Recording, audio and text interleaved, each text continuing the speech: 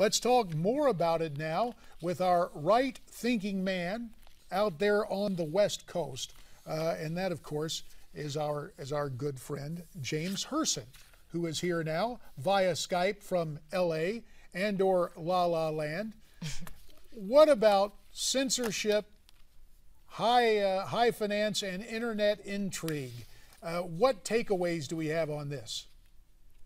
All of the above caused by an act of war by a foreign state, a really unprecedented digital weapon. That's what we're talking about, a digital weapon. And, I heard your lead in, the questions about what the government should do. We need a digital deterrent. We have the greatest computer minds in the world, most of them located in the Pacific Northwest and Northern California. We could put together a geek army. You remember in 2010, the United States worked with Israel on the Stuxnet virus that was used to disable Iran's nuclear program. We have people here that can do things like that. We have to respond with a deterrent. And I agree that the government should have been more involved with this, as it appeared the evidence was piled up 2 weeks ago. It was all but certain that it's North Korea. And again, the administration appears to be leading from behind. Unfortunately, Sony made a terrible decision. They and the theater owners also made a terrible decision to have this wholesale cancellation of the movie. My view is the movie should be out online. It should be everybody's patriotic duty to watch it. It'll be the highest, largest number of downloads in the history of cinema. You say that, but George Clooney has come out and said, hey, everyone, let's file a petition and get this movie out in theaters. Nobody signed up. And that is unfortunate. And I maybe George Clooney, who sounds, by the way, Clooney and many others in the creative side of Hollywood are starting to sound profoundly conservative.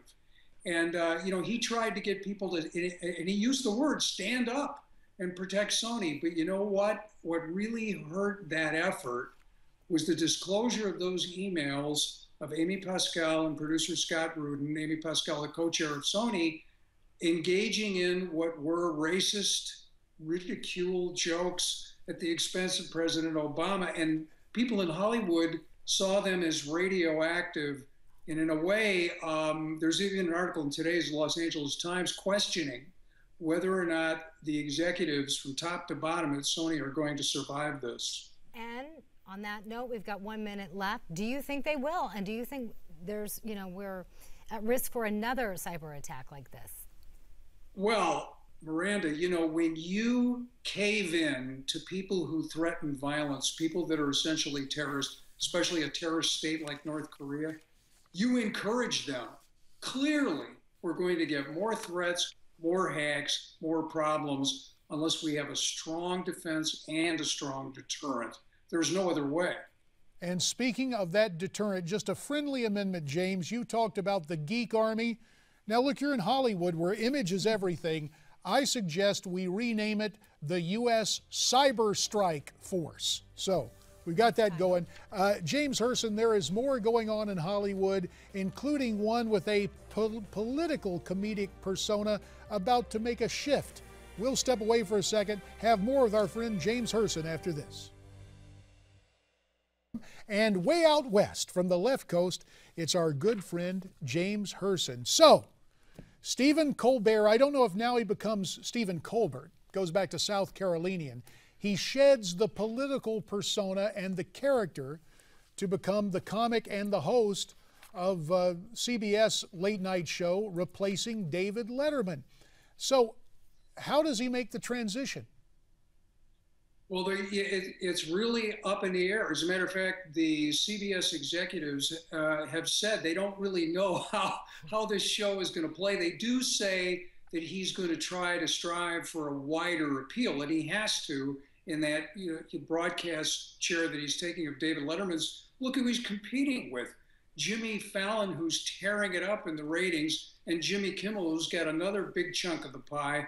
So the question is, who is the real Stephen Colbert? We haven't seen him on that show. He's been basically portraying a character, and he's been very talented at it. much to the expense of everyone right of center. So it's a question. I mean, if he goes on there and brings the sensibilities that he's had on Comedy Central, I can predict he will flop, because Heartland America is not going to relate to him, and he needs a much broader audience. And if the real Stephen Colbert is not somebody with those Midwestern values that Johnny Carson had, that David Letterman had, that Jimmy Fallon has, somewhat Jimmy Kimmel, and he's not really good at this new dimension of late night, which makes things go viral, it's going to be bad news for CBS. Ooh, no pressure at all. So how much leeway? Yeah, right. How much leeway do you think CBS will give him? Oh, I think they'll give him a lot of leeway, because there's some executives whose necks are on the line. And look, basically, we have to acknowledge the people that form the fan base for Stephen Colbert are liberals, and the entertainment community is liberal. So they have this myopic view, and they, and his talent is unquestioned. He's a very talented guy, but he's really more of a scripted person, and he's been great at portraying this character that he says is inspired by a very famous Fox late night host, primetime host. But the question is, no one really has seen what actually because he's never really been on TV as himself. And so he may be a dud, he may be great. It's a big question mark. It's a risky choice. We have about a minute left in this segment. Jim, you mentioned Midwestern values. That's going to be tough for a native South Carolinian. However, he is a devout Catholic. One night with John McCain on, he goes back and quotes scripture about the wedding at Cana to McCain.